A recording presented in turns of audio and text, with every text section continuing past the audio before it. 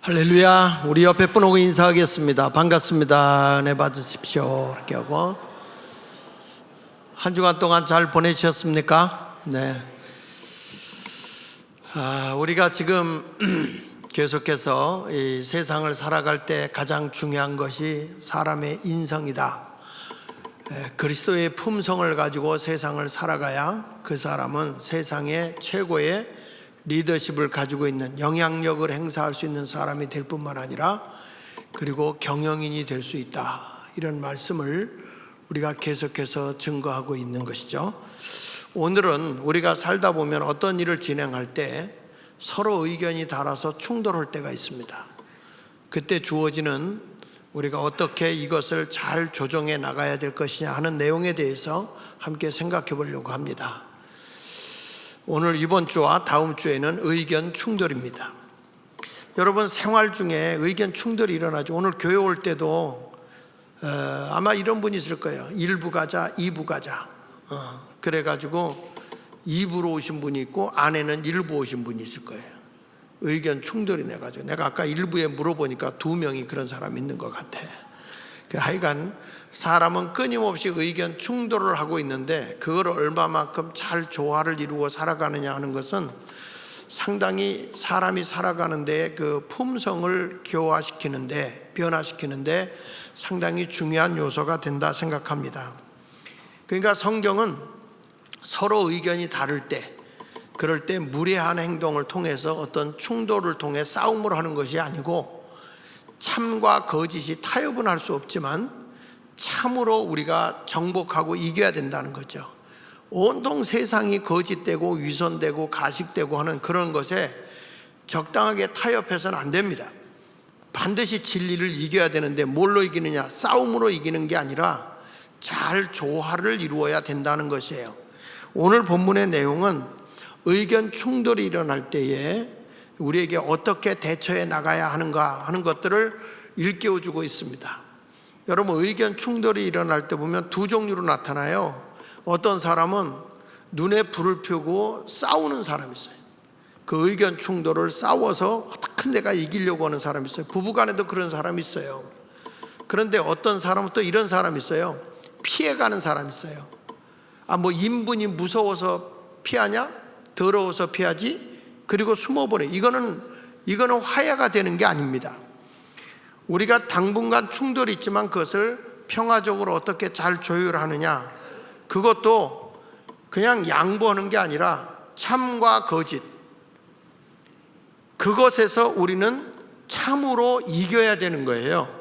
그냥 적당하게 이게 잘못된 거야 헌데도 좋게 좋지 하고 타협하고 가라는 것은 아닙니다. 의견 충돌이라고 하는 것은 분명히 선과 악이 있을 것이고 참과 거짓이 있을 것이에요.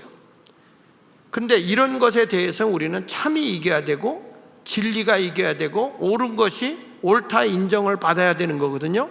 그런데 오늘 내용은 바로 우리의 삶 속에서 어떻게 살아야 되고 어떻게 의견 충돌을 조화시켜 나가야 되는가 하는 것들에 대해서 일러주고 있는 말씀입니다.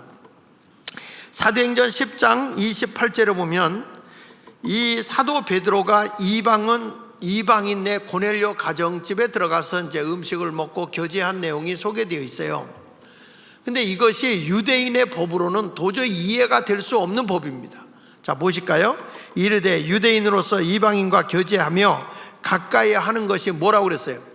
위법이다. 이 유대인들에게는 이미 하나님만이 이스라엘 백성을 택해줬기 때문에 나머지 이방인들은 다 이 짐승 취급을 했어요. 아주 심할 때는 어떻게까지 유대인들이 이방인을 취급했냐면 지옥의 땔감이다, 지옥불에 들어가서 땔감 노릇을 할 것들이다 라고까지 얘기를 했어요. 그 정도로 이방인을 무시해버렸거든요. 그러나 여기에 누가 들어갔느냐? 예수님의 수제자인 베드로가 이방인들에게 찾아가서 그들과 같이 음식을 먹고 복음을 전하고 서로 교제를 했단 말이죠. 이런 것에 대해서 지금 유대인들이 베드로를 공격하고 있는 내용입니다. 다시 한번 보면 이르되 유대인으로서 이방인과 교제하며 가까이 하는 것이 이 법인 줄은 너희도 알거니와. 지금 베드로가 다 너희들이 아는 바 같이 나도 그렇게 알았어. 그런데 하나님께서 내게 지시하사 아무도 속되다 하거나 깨끗하지 않다 하지 말라 하시기로 내가 갔다, 이런 얘기예요. 이 바울이라고 하는 사람, 베드로라는 사람이 요빠에서 그가 점심때가 되지 식사할 때가 됐는데 밥이 안 나와. 그래서 시장하니까 그는 그냥 기도처에 올라가서 기도를 하고 있습니다. 하나님 앞에 간절히 기도하고 있는데 뱃속은 아마 배가 고파서 자꾸 음식 달라고 했겠지. 근데 갑자기 환상이 보이는 거예요. 환상이 보이는데 하늘에서부터 큰 보재기가 내려와요. 보재기가 내려와서 베드로가 그걸 뜯어보니까, 그걸 끌어보니까 그 속에서 각종 짐승들과 배로 기어다니는 곤충들이, 파충류들이 그냥 잔뜩 있는 거예요. 그걸 보면서 뭐라고 말하냐면 잡아먹어라, 이렇게 말씀하는 거예요. 근데 우리가 알듯이 레위기에 보면 굽이 이때 굽이 이렇게 갈라지지 않은 것, 그것은 부정된 거니까 먹지 마라. 굽이 갈라졌어도 되새김질을 하지 않는 짐승의 것은 먹지 마라. 이게 성경이잖아요. 그 다음에 배로 기는 것 중에 너희들에게 지느러미와 비늘이 없는 고기는 먹지 마라. 그건 부정되다 이거예요. 그거 먹지 마라. 또 날개는 있지만 날르지 않고 걸어다니는 것들은 부정되니 그런 것들도 먹지 마라. 이렇게 일러줬어요. 그러니까 여러분들 돼지고기를 잡수신 분들은 회개해야 되는 게, 되새김질 안 해. 굽은 갈라져 있지만 되새김질을 안 하잖아요. 그냥 이거 먹지 마라. 혹시 여러분 뱀장어 드셔보셨어? 장어구이 드셔보셨어? 회개하세요. 이제 비늘이 없는 걸 먹었다 이거예요. 비늘이 없는 걸 먹었다. 자, 이런 것들을 그 구약시대 때는 먹지 못하게 했어요. 왜냐하면 열대지방이기 때문에 이게 전염병이라고 할까, 그런 것들이 많이 있기 때문에 이제 이 부정된 음식을 먹지 못하게 했단 말이에요. 그랬는데 갑자기 하나님이 환상을 보여주면서 이런 것들을 다 잡아먹으라는 거야. 잡아먹어라. 그러니까 베드로가 이 부정된 거 먹지 말라고 하는데 내가 왜 이걸 먹습니까? 안 먹습니다 라고 했더니, 하나님이 정결하다고 한 것을 내가 부정되다고 하지 마라. 그리고 그 보자기가 쌓여가지고 다시 올라갔어요. 그리고 있다가 또 기도하는데 또 그 보자기가 내려와. 다시 끌러보니까 또 똑같은 것들이야. 그러니까 또 음성이 들려요. 잡아먹어라. 아이고, 이 부정된 거 전 못 먹습니다. 성경 레위기에도 그 먹지 말라고 그랬으니까 안 먹습니다. 또 음성이 들려요. 하나님이 거룩하다 한 것을 내가 부정되다고 하지 마라. 그 3번이나 그런 거예요. 3번이나. 한 번도 아니고 3번이나. 우리나라 사람도 상세번을 좋아하잖아요. 3번 그런 건 확실하게 해주는 거란 말이죠. 그리고 이제 베드로가 제정신으로 돌아온 거예요. 야, 이게 뭐지? 왜 하나님이 나에게 이런 환상을 보여줬을까? 이게 무슨 의미일까? 하는데 누군가가 바깥에서 문을 두드려요. 그래 나갔더니, 베드로 목사님, 우리 백부장 되시는 분이, 고넬료라고 하는 분이 이 지금으로 말하면 목사님이야. 사도 베드로 목사님을 초청하십니다. 주님께서 베드로 목사님을 초청을 하십니다. 근데 이방인들에게는 복음을 전하러 가지 않는 거란 말이에요. 로마인들에게. 유대인들 외에는 다른 나라 사람 다 이방인이니까, 이 사람들은 지옥 갈 사람이고 부정된 사람인데 왜 거기를 가느냐 하고 거절을 하고 안 갔었는데, 갑자기 우리 백부장 되시는 분이 베드로 목사님을 모셔오랍니다. 하나님의 계시를 받았고 그래서 빨리 모시고 오라고 해서 왔습니다. 그랬더니 베드로가 그때 이게 바로 이방인들에게 복음을 전하라고 하는 하나님의 계시구나. 그래서 베드로가 고넬료의 집에 가서 하나님의 복음, 예수 그리스도가 우리의 모든 허물과 죄를 위해서 십자가에 못 박혀 죽었고 사흘에 부활한 사실을 증거했단 말이죠. 그 말씀을 듣는데 거기에 하나님의 영이신 성령의 충만함이 그 집에 임하는 거예요. 여러분, 하나님의 말씀은요 살아있습니다. 마음을 감동시키고 변화시키기 때문에 새로움을 주는 거예요. 성경도 말한 거예요. 하나님의 말씀은 살아있고 그렇잖아요. 다른 것은 생명력이 없는데 하나님의 말씀은 생명력이 있단 말이야. 그래서 사람을 변화시킬 수 있는 것은 하나님의 말씀밖에 없어요. 그래 그에게 말씀을 전하는데 하나님의 영이, 성령이 충만하게 임하는 거예요. 여러분, 귀신도 귀신의 영이 있는 거예요. 그래서 무당이 굿할 때 보면 신내림 굿을 하잖아요. 신이 내린다니까요. 신내림이 있기 때문에 시퍼런 작두에 올라가서 칼춤을 추는 거예요. 여러분이 만약에 작두에 올라가면 발이 쪼개져. 근데 이 사람들은 작두 위에 서 있어도 발이 아무 이상 없어요. 왜 그런지 아세요? 귀신의 영이 그에게 임하기 때문에. 근데 우리는 하나님의 영이에요. 하나님의 영. 나는 귀신이 내려가지고 시골에 살 때 우리 할머니가 무당 사춘이었거든요. 아주 동네에서 굿했다 그러면 맨 앞자리 가서 은혜 받았어요. 그러니까 나를 데리고 갑니다.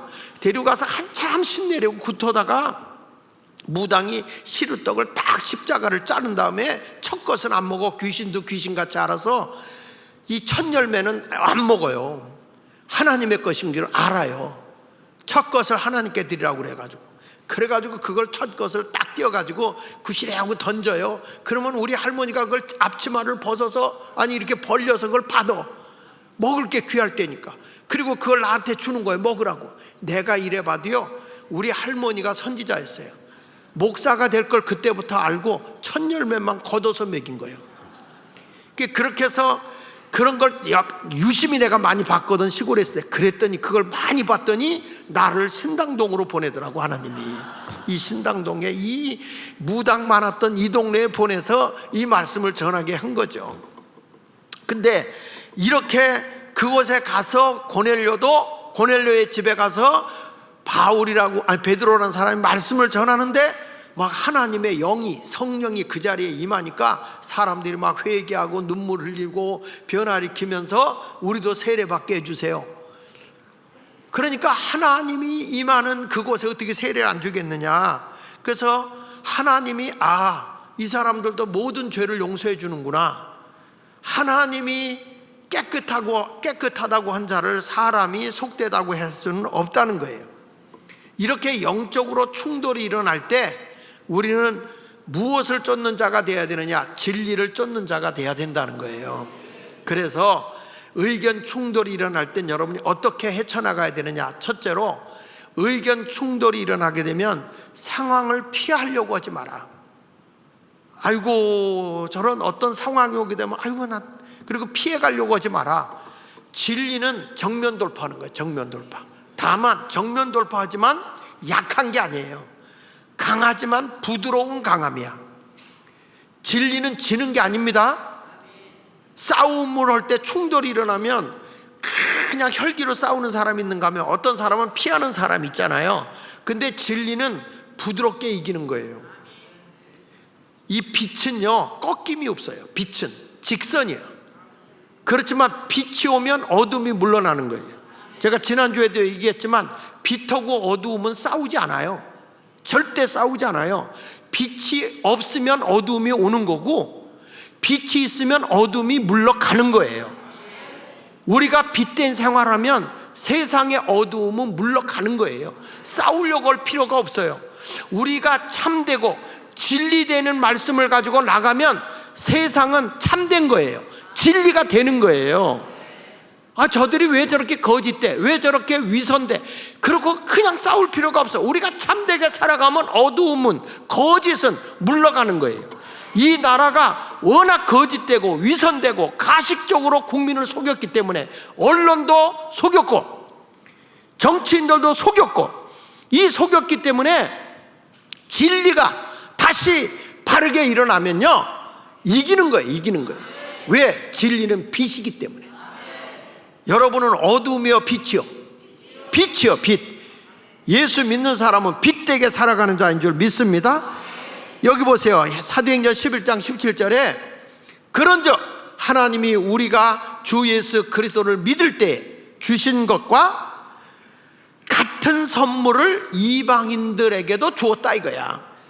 우리에게 구원을 줬고 성령을 주었다 이거예요. 근데 이방인도 똑같이 줬다. 그런데 내가 누구이기에, 베드로가 하는 얘기예요. 내가 누구이기에 하나님을 능히 맡겠느냐 하더라. 여러분, 하나님의 뜻은 그대로 따라가면 되는 겁니다. 교회 와서도 막 어떤 분은 자기 의견, 자기 주장을 해요. 내가 계속 설교하는 거예요. 그리스도 앞에서는요, 얼마나 내 자신을 쳐서 죽이는 거야.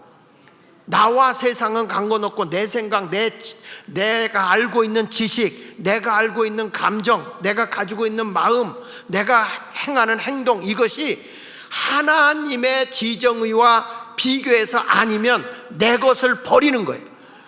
마치 예수님이 겟세마네 동산에서 할 수만 있으면 이 잔을 내게서 옮겨주십시오, 고난의 십자가가 옮겨주십시오 라고 얘기해요. 그러나 결론은 뭐예요? 내 뜻이 아닌 하나님 뜻대로 되게 해주세요. 하나님의 지정의가 이루어지게 해주세요. 하나님의 지식이, 하나님의 마음이, 하나님의 행동이 그대로 나타나게 해주세요. 이게 믿음인 거예요. 신앙생활하다가 왜 사람들이 삐지고 교회 등지고 나가는지 아십니까? 자기 뜻하고 안 맞는다는 거야. 자기 뜻하고. 신앙은 내 뜻이 아니야. 주님의 뜻을 따르는 것이죠. 찬송은 그렇게 불러요. 나와 세상은 간 곳 없고 구속한 주만 보이도다. 이것이 나의 간증이요, 이것이 나의 찬송일세. 나 사는 동안 끊임없이 구주를 찬송하리로다. 나와 세상은 간 곳 없고 이래야 되는데 그대로 있어. 구속한 주만 보여야 되는데 나만 보여. 이런 신앙생활을 하니까 신앙이 갈등이 오고 다툼이 생기고 흔들리는 거예요. 지금 여기서 베드로도 무슨 얘기하느냐, 이게 당시의 관례법으로 보면, 전통적인 법으로 보면 이방인들과 같이 어울려서는 안 되는 것이 그 시대의 법인 줄 안다. 내가 율법인 줄 안다. 그런데 하나님이 우리에게 역사했던 그대로 이루어지는 거다. 그래서 내가 이 일을 행했다 이거예요. 분명히 예수님도 말씀했어요. 오직 성령이 너에게 임하시면 너희가 뭘 받는다 그랬죠? 사도행전 1장 8절에 보면 권능을 받고 그랬어요. 그리고 그 권능이 왔을 때, 성령의 능력이 너에게 왔을 때, 두나미스라고 하는, 다이나마이트라고 하는 어떤 능력이 너에게 왔을 때, 이 복음은 예루살렘에만 머무르지 않는다. 예루살렘은 이스라엘의 수도예요, 수도. 예루살렘만 머무르지 않고 온 유대 나라 전체에 복음이 전파되고, 그 다음에 너희들이 무시하는 혼혈 민족이 살고 있는 사마리아에도 복음이 전화되고, 그것이 어디까지 가는 거냐? 이방인인 땅끝까지 복음이 전파되어는 그치는 것이다. 분명히 성경은 성령이 임하면 땅끝까지 내 증인이 되는 것이다 이렇게 말했는데, 사람은 오직 예루살렘, 유대, 거기에만 국한시켜버리니까 어떻게 이런 일이 일어날 수 있느냐, 어떻게 이방인들에게 세례를 줄 수 있느냐, 이렇게 유대인들이 공격하고 있을 때 베드로는 분명하게 말하는 것입니다. 이것은 하나님의 뜻이라는 거예요. 하나님의 뜻. 여기 보십시오. 사도행전 10장 47절에 보니까, 이에 베드로가 이르되, 이 사람들이 우리와 같이 뭘 받았다고요? 이방인들도 똑같이 유대인들이 받은 성령을 받았으니 누가 능히 물로 세례를 베품을 금할 수 있느냐? 하나님이 하시는 일을 사람이 어떻게 막을 수가 있느냐, 이렇게 말하면서 48절에 명하여 예수 그리스도의 이름으로 세례를 베풀라 하니라. 그들이 베드로에게 며칠 더 머물기를 청했다. 이방인들이 베드로에게 세례만 주지 마시고 며칠 더 말씀을 좀 가르쳐 주시고 우리와 함께 먹고 교제를 하면서 좀 지내주시죠. 그 베드로가 며칠 머물렀었던 거죠. 이 소문이 예루살렘 유대 땅에 있는 이 유대인들에게 알려진 거잖아요. 유대인 기독교인들에게. 그래서 이 사람들이 펄펄 뛰면서 어째 이런 일이 일어날 수 있느냐. 사도행전 11장 1절에 보면 유대인들이 사도들과 형제들이 이방인들도 하나님의 말씀을 받았다함을 들었더니 2절 보세요. 2절 뭐라고 그랬냐? 거기 보니까 베드로가 예루살렘에 올라갔을 때 할례자들이 뭐 했다고요? 비난한 거예요. 막 비난한 거예요. 어떻게 이런 일이 있을 수 있느냐? 여러분들이 나를 비난하는 것과 비슷해. 왜 목사님이 교회 안에서만 설교하고 그러지 왜 또 나라까지 들먹거리고 왜 강화문까지 가서 저렇게 난리치냐고 여러분들이 할 수 있어요. 그런데 여러분 그렇지 않습니다. 제가 나가서 일을 해보니까 야, 대한민국을 깨울 수 있는 길을 하나님이 허락하신 거야. 그 비난도 안 하고. 그래서 그거 할 때 우리 교회에서 정말 그럴 수 없는 사람들이 교회를 떠나더라고. 근데 그 사람들이 이 다음에 만약에 저 김정은이가 딱 내려왔으면 그 사람이 제일 먼저 날 죽일 사람이었어. 알고 보니까. 아니 옛날에 공산주의자들이 다 옆에 있는 사람, 이웃 사람이 죽였지 전라도 지역에 가면 순교자들이 북한에서 내려와서 북한군이 죽인 줄 아세요? 동네 빨갱이가 죽인 거예요. 동네 빨갱이. 옆 사람 보세요. 빨갛게 칠했어야 빨갱이인 줄 알지. 근데 이렇게 하나님의 복음을 증거하는데도 막 비난을 하는 거죠. 여러분 우리는 어떤 문제가 왔을 때 도망가려고 하지 마세요. 참과 진리로 이겨야 돼요. 이겨야 돼요. 할렐루야.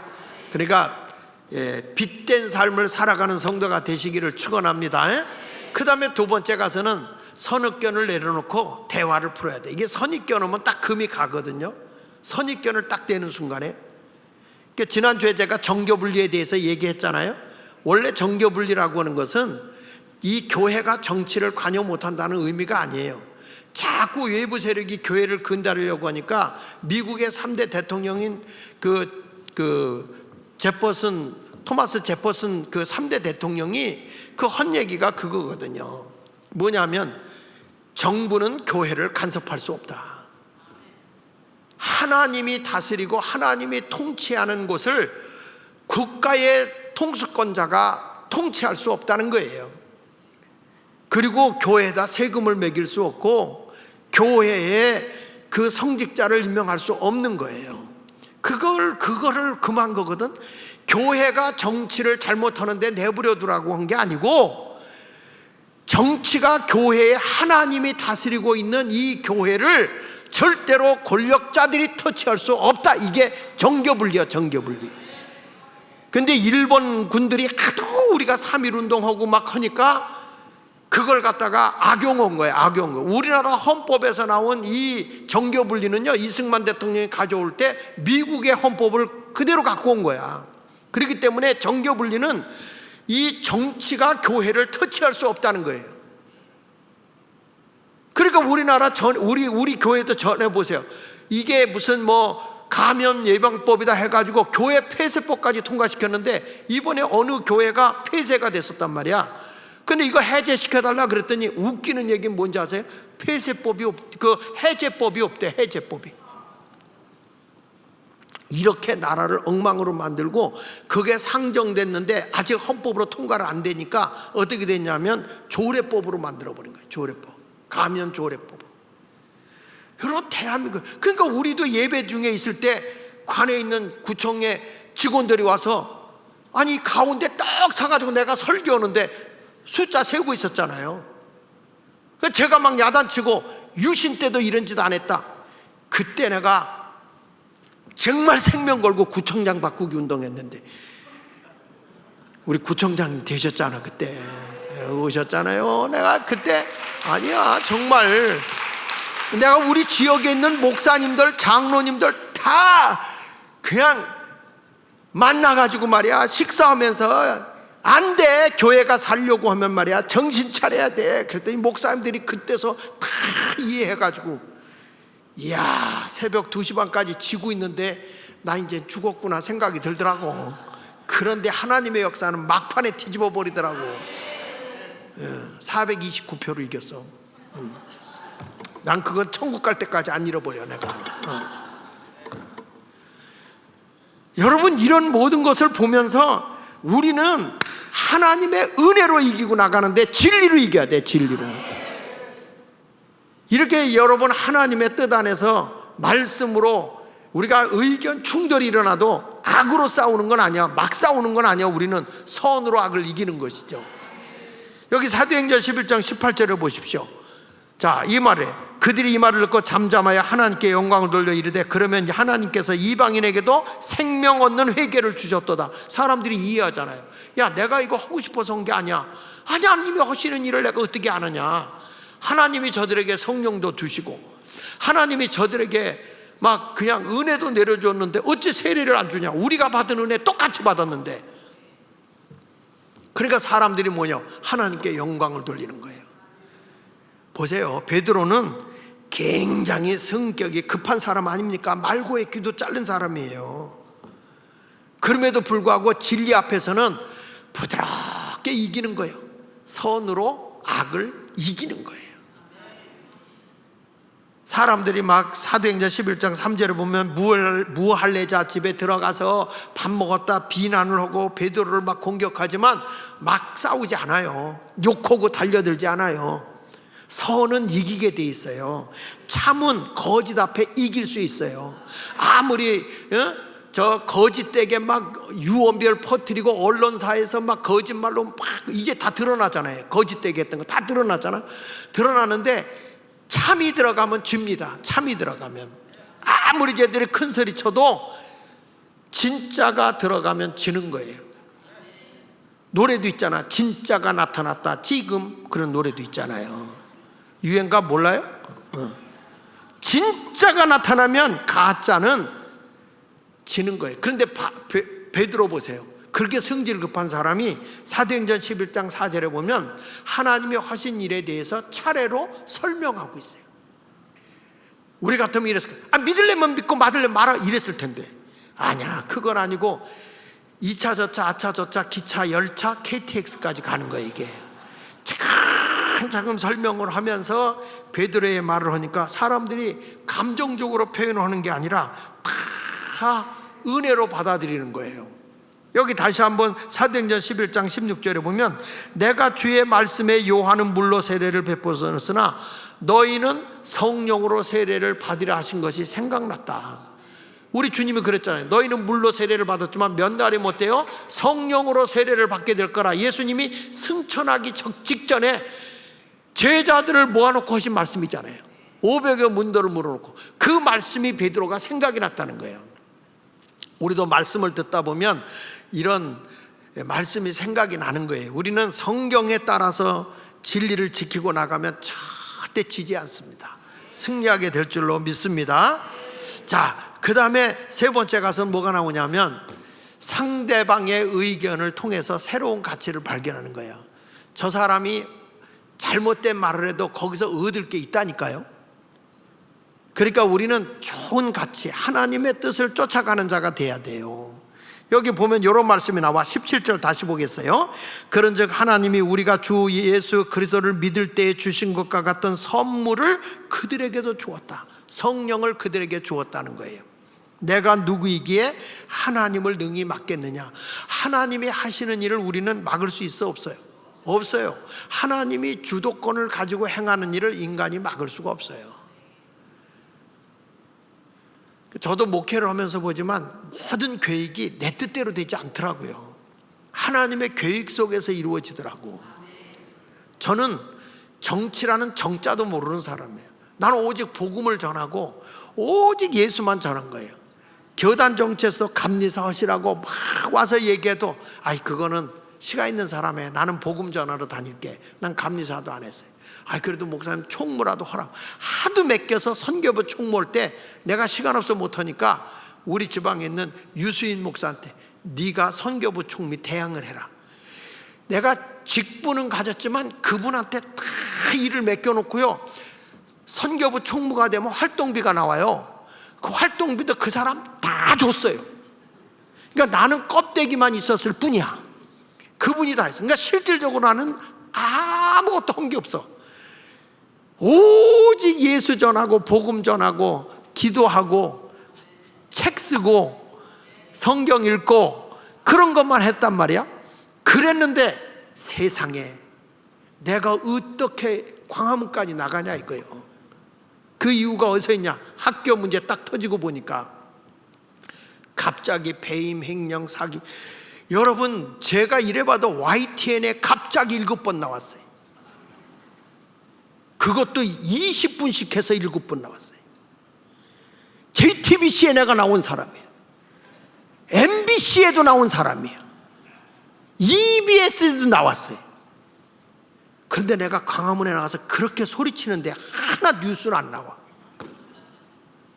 이걸 보면 얼마나 가식적이고 위선적인지 알잖아요.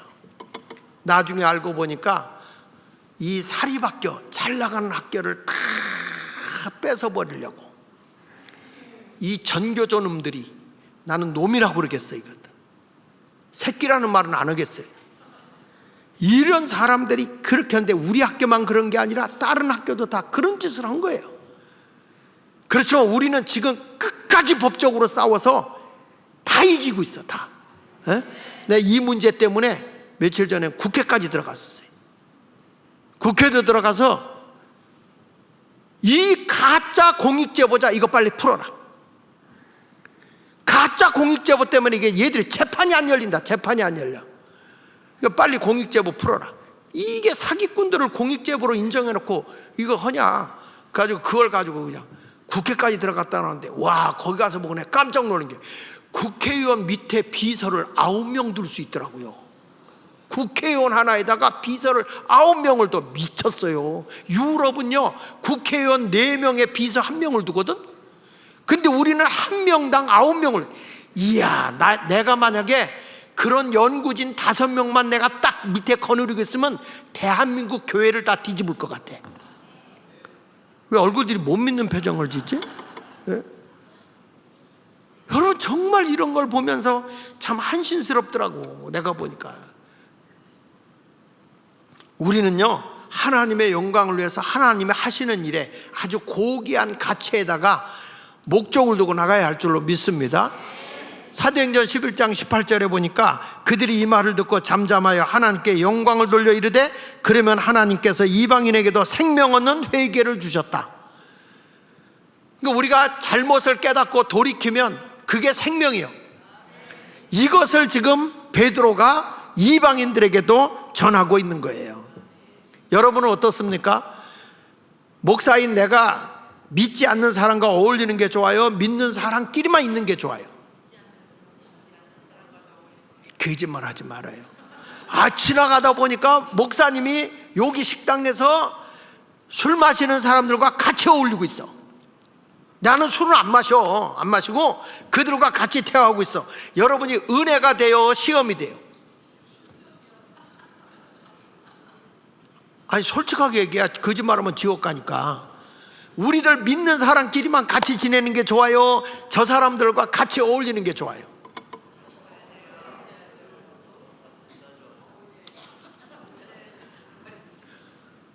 시험 들 사람이 꽤 많을 거예요. 근데 나는 어울린다 이거요. 왜 어울려? 그게 복음이니까. 믿지 않는 사람과 함께 어울리는 게 얼마나 귀한 일입니까? 그래서 저들에게 복음을 이렇게 접할 수 있다고 하는 게 귀한 일 아니겠어요? 내가 언젠가 얘기하잖아. 사기꾼 옆엔 사기꾼이 없다고. 사기꾼하고 어울리는, 왜 목사님 사기꾼? 내가 사기꾼하고 어울리는 그 사람하고 어울리고 있어. 왜? 사기꾼이 데려온 사람은 괜찮은 사람이거든요. 왜? 자기가 사기치려고 데려온 사람이니까. 그러니까 사기꾼보다 훨씬 난 사람 아니요? 그런 사람과 어울리는 거지. 그러니까 사람은 버릴 사람이 아무도 없어요. 이것을 보면서 가치 있게 사람을 대하고 좋게 이렇게 대하고 나가면 되는 거예요. 그런데 바울이 이런 하나님의 뜻을 발견하고 이방인들에게도 복음을 전하고 대면하면서 이 사역을 하고 있는데 왜 하나님께 영광이 되는 그런 일을 안 하려고 하고 피해가려고 하겠습니까? 악은 모양이라도 버려야 되는데. 지금 우리나라에도 지금 악한 세력들이 들어와서 많은 어려움을 끼치고 있어요. 그래도 우리는 그들과 맞짱을 떠야 되는데 뭘로 맞짱을 뜨느냐? 진리로 이겨야 돼요. 거짓됨을 드러내고 진리로 이겨야 돼요. 여러분, 지난 목요일 날 내가 학자 한 분을 이렇게 만나게 됐어요. 우리 교회를 찾아오고 만났는데 그분하고 얘기를 하면서 지금 우리나라의 이 안토니오 그람시, 이것 좀 띄워줘 보세요. 안토니오 그람시를 지난 그 오살리 기도원에서 집포하면서 10계명, 5계명부터 10계명까지 우리 교회에서 내가 설교할 때 했던 거 다 무너졌다. 이 안토니오 그람시가 이 이탈리아의 공산주의자거든요. 공산주의 이론을 세운 사람이야.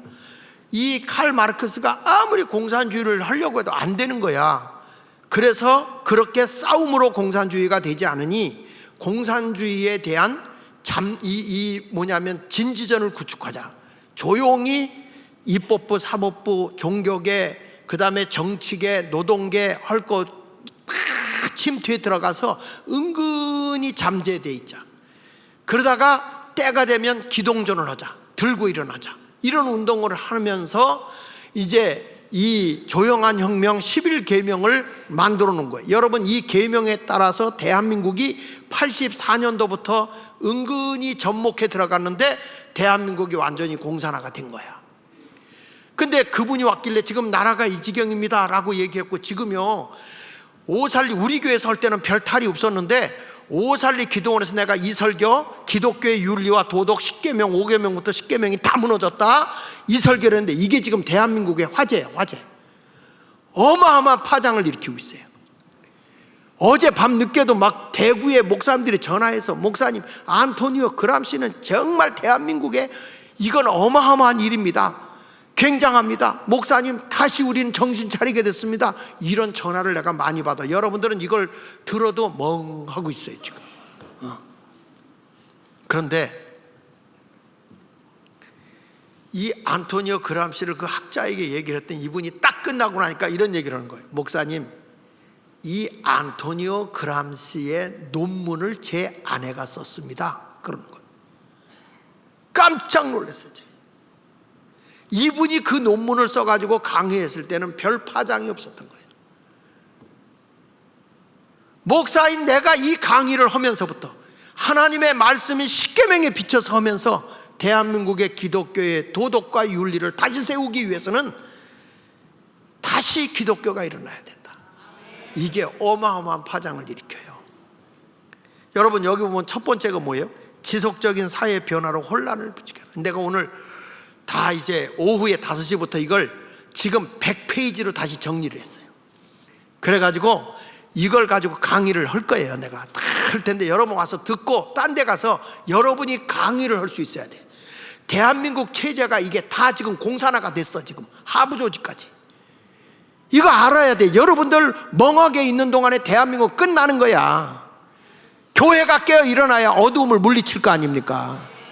그런데 오늘 여기서 보면 6계명, 7계명을 같이 한번 읽어보겠습니다. 6계명에 보면 여기 보세요. 6계명을 한번 보겠습니다. 시작.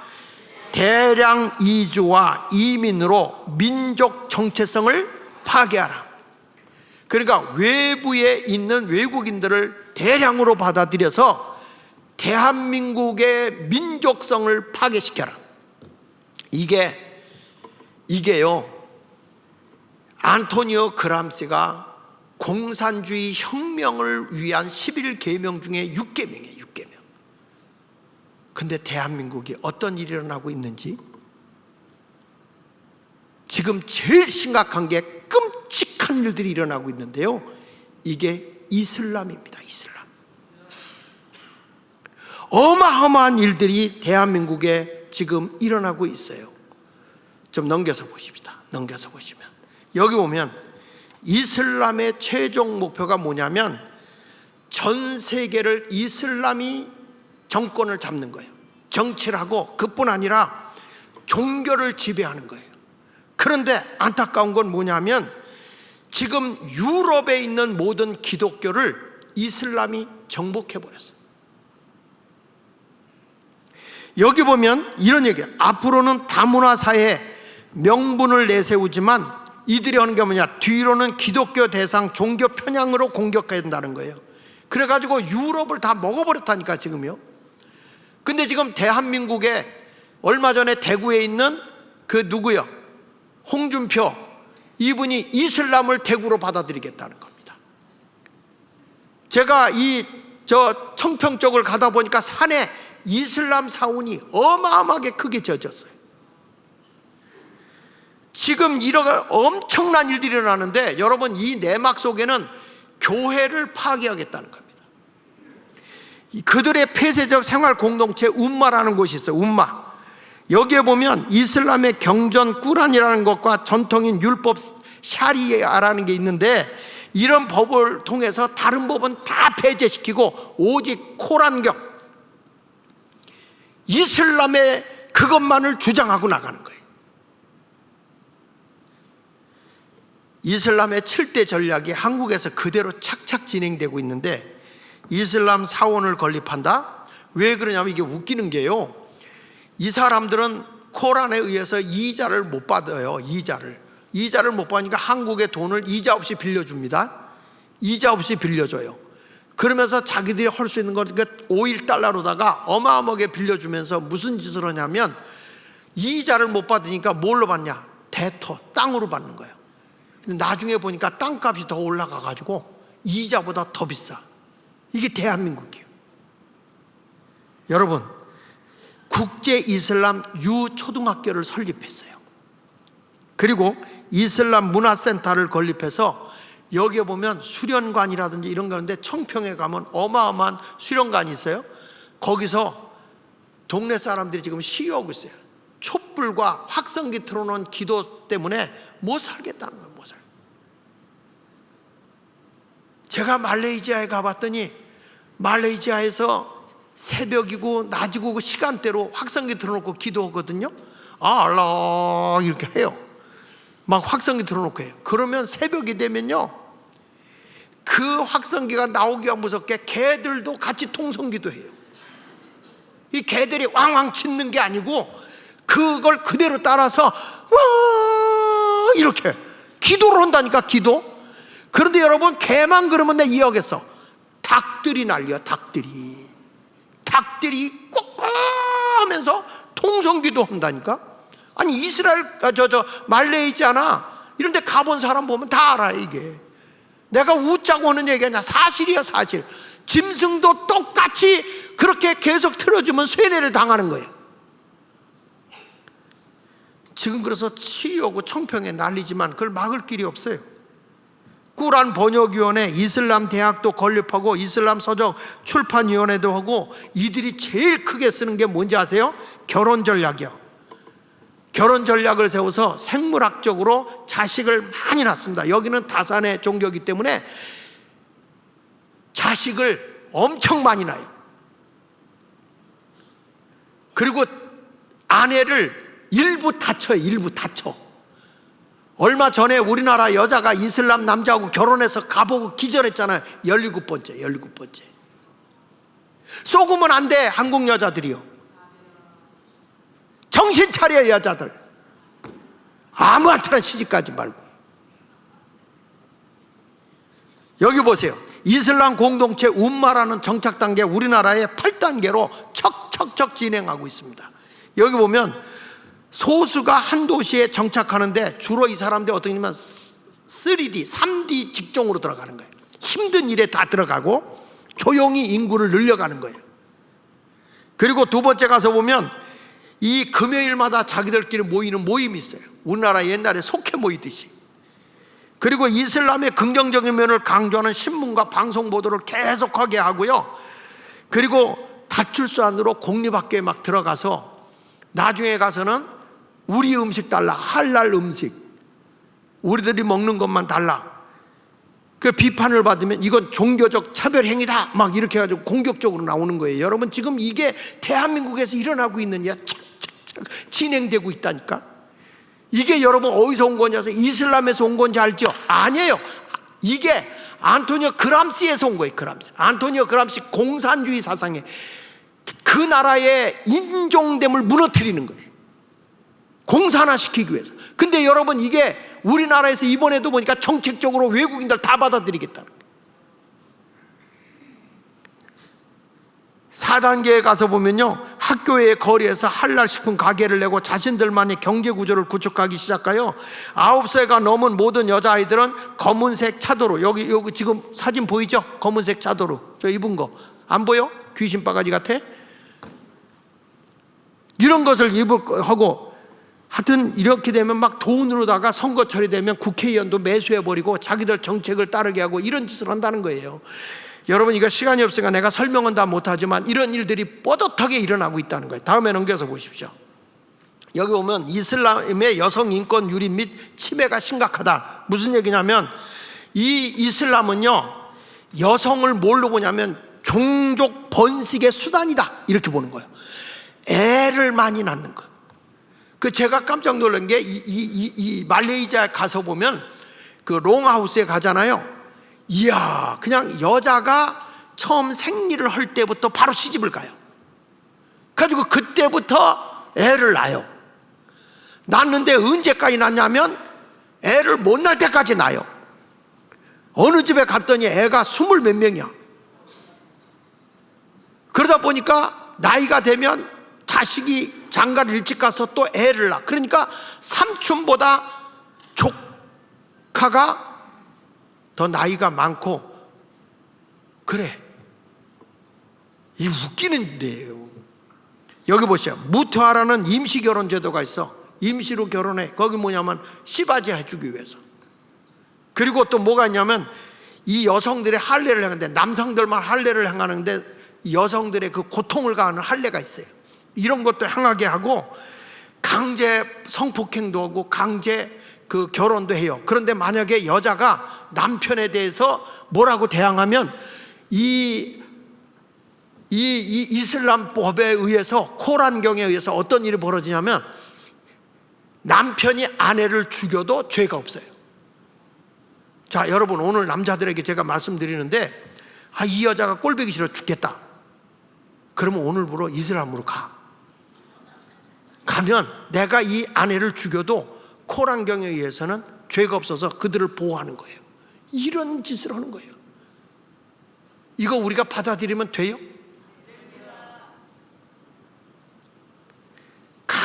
가족에 대해서 명예살을 하는데, 하여튼 남편이 절대적이야, 남자가. 그러니까 남자들은 조카 있죠. 아닌 거예요. 하나님은요, 사람을 만드실 때 남자의 갈비뼈를 취했다는 게 뭐냐면 여성 남성을 동성으로 동등하게 보는 거예요. 그리고 우리는 일부 일처입니다. 기독교는 일부 일처입니다. 일부 다처가 아니에요. 이게 우리가 아는 칼 마르크스가 가족에게서부터 자본주의가 오는 걸 알고 가족을 파괴시켜야 된다, 그래서 일부 일처는 기생충이다, 이렇게 얘기했잖아요. 공산주의 사상에서 오는 거예요, 이런 것들이. 근데 지금 대한민국이 이런 사상이 그대로 접어 들어가고 있으니까 정신 바싹 차리고 우린 이슬람 타도해야 돼요. 무슬림에게는 외국인 기본보장은 잠재적 테러리스트를 유입시켜요. 그래서 이들이 어느 순간에 테러를 일으키게 되는 거예요. 유럽 같은 데 가보세요. 얼마나 테러가 무서운지 아십니까? 지금 여기 보면 프랑스 이민자의 분노가 폭발했다 그러는데, 이게 7월 달에 일어난 일인데, 프랑스에서 7월 달에 일어난 거예요.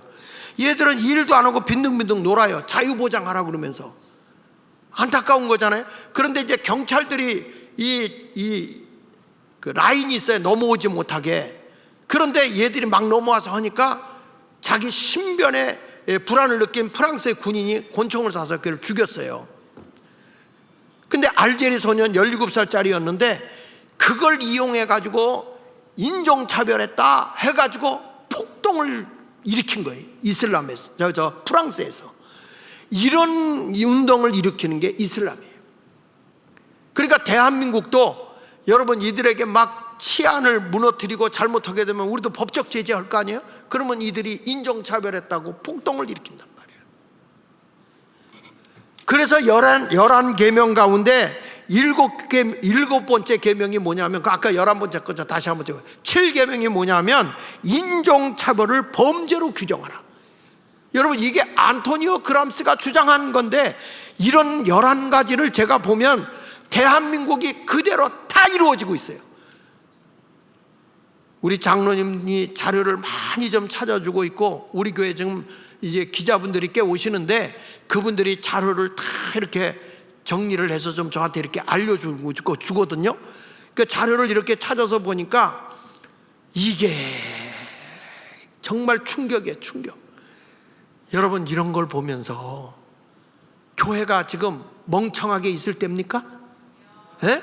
진리가 가만히 있을 때입니까? 우리는 가서 싸우잖아요. 우리 보고 뭐 광화문에 가서 뭐 이렇게 하니까 뭐 극우다 그러는데 우리는 한 번도 사건 사고 난 적이 없어요. 올바르게 우리는 정말 자유민주주의를 지켜야 된다, 자유시장 경제를 지켜야 된다, 한미동맹을 더욱 강화시켜야 중국애가 침범하지 못하는 거 아닙니까? 이번에는 한 대통령 너무 멋있더라고. 중국의 사람한테 딱 가가지고 말이야, 우리는 한미동맹을 더 강화할 수밖에 없다, 너희를 더 믿을 수가 없다 이거야. 그랬더니 서로 존중하자, 그렇게 걔들이 꼬리 내리잖아. 그런데 우리 감리교회가 말이야, 이 정신 나간 감독들이 뭐냐면 정전협정, 종전협정을 하라는 거예요. 종전. 지금 쟤네들은 미사일 쓰고 지금 대통령실 위에다가 용산에다가 핵폭탄 터뜨리겠다는 시뮬레이션까지 하고 있는데, 종전을 하게 되는 순간에 우리는 미군 철수, 유엔군 다 나가버리면요 전쟁 일어나는 거야. 달러 다 빠져나가고. 근데 그걸 우리 감리교에서 이 짓거리를 하고 있다니까요. 우리 감리교에서. 근데 우리끼리 얘기인데 목사들이 너무 몰라요. 그래서 목사가 아니야, 묵사발이야. 우리 감리교에서 지금요 목사님들끼리 싸움이 터졌다는 거예요. 장학일이요 때문에. 왜 그러냐? 그분이 너무 나라 위해서 나가서 뭐 한다, 이거 그분을 받아들이냐 말아야 그랬더니 목사 원로 목사님들이 가가지고 감리교회를 빛내는 목사가 그 목사 외에 누가 있냐고 싸워서 지들이 이겼대요. 그걸 나한테 얘기해 주더라고요. 여러분, 나는 박수 박자고 하는 게 아니라 나라가 엉망이야, 엉망.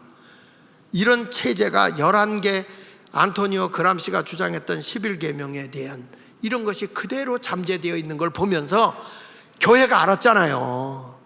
근데 그분이 이런 얘기를 하는 거예요. 목사님이 안토니오 그람시 몇 번 강의했다고 해서 백성이 다 할 거라고 생각하지 마십시오. 11월 달까지는 무조건 목사님 계속 반복하십시오. 안토니오 그람시 반복하십시오. 그래야 국민이 조금 깨닫습니다. 아니, 논문 쓴 남편이 그 얘기를 하더라고. 그래서 내가 그분을 만나려고 어저께 전화를 드려서 좀 만나게 해달라. 만나서 내가 다시 한번 왜 그 논문을 썼는지, 그 논문의 핵심적인 얘기 좀 더 나에게 들려달라. 목사가 할 수 있는 건 뭐냐? 표현을 쉽게 잘 얘기해 줄 수 있다는 거. 여러분들이 이거 배워서 전국에 알려야 돼요. 이거 이제 책자를 만들 거거든. 이걸 그림 책자를 쉽게 제가 책자를 만나서 뿌릴 거예요. 여러분들 앞으로 대한민국이 다시 일어나야 돼. 기독교 복음으로. 그래서 남북 통일로 뭘로 이루냐? 복음으로 통일하는 거예요. 이런 것을 알면서 의견 충돌이 일어날 때 우리는 진리로 이기는 것이다. 하나님의 말씀으로, 선으로 악을 이겨나가는 것이다. 싸우는 건 아니에요. 알고 참이 나가면 거짓이 죽게 돼 있어요. 그러니까 위선과 거짓 앞에 우리는 참된 진리로 나가면 우리가 이깁니다. 멱살 잡고 싸울 필요는 없습니다. 반드시 이것이 참이요, 이게 진리요 라고 하는 순간에 의견 처음엔 충돌이 있는 것 같지만 나중에 가서는 베드로가 하나님께 영광이 되도록 승리한 것처럼 우리가 다시 승리하게 될 것을 분명히 믿으시면 아멘 하십시다. 할렐루야. 오늘 말씀을 생각하면서 기도하도록 하겠습니다.